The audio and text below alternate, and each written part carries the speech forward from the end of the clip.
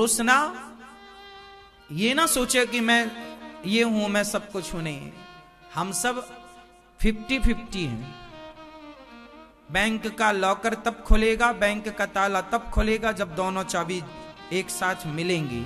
ऐसे पति पत्नी दो चाबी जब दोनों मिलेंगे तब उसके लिए मोक्ष का दरवाजा भी खुल जाएगा, धन दौलत का दरवाजा भी खुल जाएगा, सुख शांति का दरवाजा भी खुलेगा। हर जगह दो ही चाबी चाहिए। सुख का दरवाजा, अब आप लोग कहते हैं महाराज जी पैसा बहुत है बस शांति नहीं है, सुख नहीं। क्यों? क्योंकि समाज में आज स्त्रियों का सम्मान, और गलतियां स्त्रियों की भी है कि तुम अपनी औलाद को, तुम अपने बच्चों को ये बिल्कुल नहीं सिखाती हो कि बेटा तुम्हें नारी का सम्मान करना चाहिए। आप में से कितनी माताएं ऐसी हैं, तुम अपने बच्चों को ये कहां बताते हो कि बेटा स्त्री का सम्मान करो?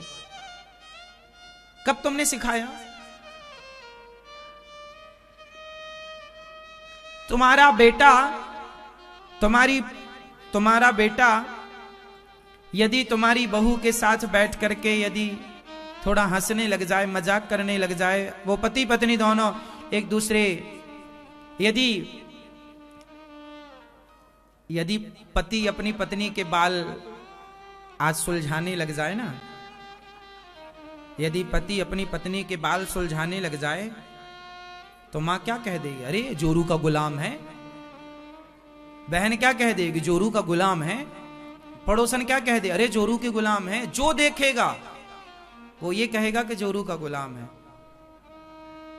इसका मतलब क्या हुआ कि आप खुद नहीं चाहते कि पुरुष वर्ग स्त्री का सम्मान करे। आपका बेटा यदि अपनी पत्नी के बाल सुलझाने लग जाए, कभी भगवान राम भी माता सीता के बाल सुलझाते थे, पता है आपको? भगवान राम भी माता सीता की जंगल में चोटी करते और बालों में गजरा लगाते। राम जी अपने हाथों से जंगल में बगीचे से पुष्प तोड़ कर लाते और बढ़िया लड़ी बनाते, और राम जी माता सीता के बालों में गजरा। ये लिखा है, मतलब अनलीगल नहीं बोल रहा हूं मैं। तो पति पत्नी का तो आनंद है, तो वो आनंद रहना चाहिए। कभी पत्नी श्रृंगार करे अपने पति का, कभी पति श्रृंगार करे अपनी पत्नी का। राम जी माता सीता के बालों में गजरा लगाते थे। भगवान श्री कृष्ण राधा रानी के बालों को ठीक करते और गजरा लगाते। लिखा है सब कुछ।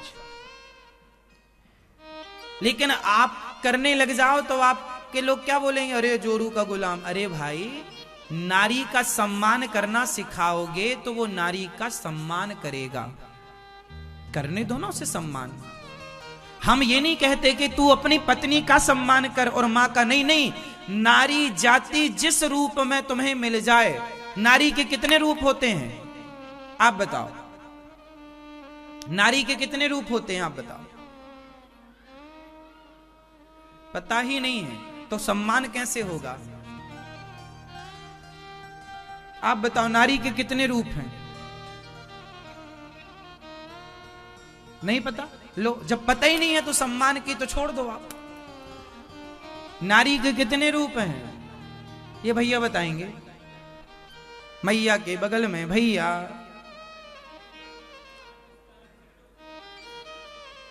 नारी के कितने रूप होते हैं? नारी के मूल 4 रूप होते हैं।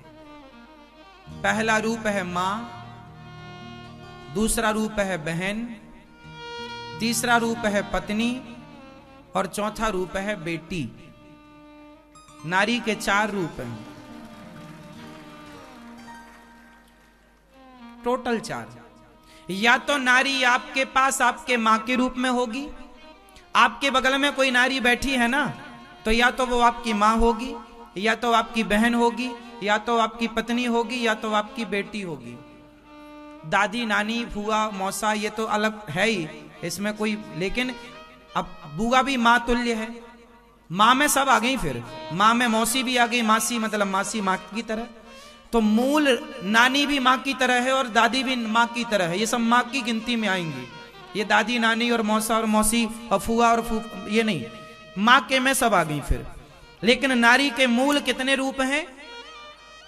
या तो आपकी मां, या तो आपकी बहन, या तो आपकी पत्नी, या तो आपकी बेटी। पांचवा कोई रूप है स्त्री का? बोलो हाँ या ना। नहीं। तो आपकी जो पत्नी है, जो आपके आसपास जो स्त्रियां हैं, उन स्त्रियों का सम्मान करिए। आपके पास मां है तो मां का सम्मान करिए, आपके पास बहन है तो बहन के रूप में सम्मान करिए स्त्री का, आपके पास पत्नी है तो पत्नी के रूप में सम्मान करिए स्त्री का, आपके पास बेटी है तो बेटी के रूप में सम्मान करिए स्त्री का। मतलब स्त्री का सम्मान यदि आप सबने, आप सारी जितनी स्त्रियां सुन रही हैं वो ध्यान से सुने, आप सारी स्त्रियां यदि अपने बेटों को स्त्रियों का सम्मान करना सिखा दोगे तो स्त्रियों पर अत्याचार होना बंद हो जाएगा।